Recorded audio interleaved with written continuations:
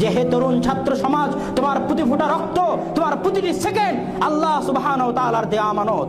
আজকে তুমি মানুষের রচিত, মানব রচিত মতবাদকে, গণতন্ত্রকে, সমাজতন্ত্রকে, সেকুলারিজমকে বাংলার জমিনে প্রতিষ্ঠা করার জন্য নিজের সময় এবং শ্রম ব্যয় করছো। আজকে তোমার রক্তের উপর, তোমার রক্তের সাগরের উপর পাড়ি দিয়ে, তোমার দেয়া ইয়ানতের টাকা, তোমার দেয়া চাঁদার উপর পাড়ি দিয়ে যাদেরকে ক্ষমতায় পাঠাচ্ছ, তারা সংসদে বসে আল্লাহর বিধানকে কুরবানি করছে, রাষ্ট্র ধর্ম থেকে ইসলামকে বাদ দেওয়ার চেষ্টা করছে। তুমি তাদেরকেই সংসদে পাঠিয়েছো, তাদেরকেই ক্ষমতায় পাঠিয়েছো, তাদেরকে ভোট দিয়েছো। অথচ এই ভোটের রাজনীতি, এই গণতন্ত্রের রাজনীতি শিরকের রাজনীতি।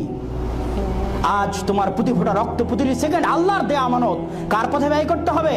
আল্লাহর পথে। বাংলার জমিনে পবিত্র কোরআন এবং সহিহ হাদিসকে বাস্তবায়নের জন্য ব্যয় করতে হবে।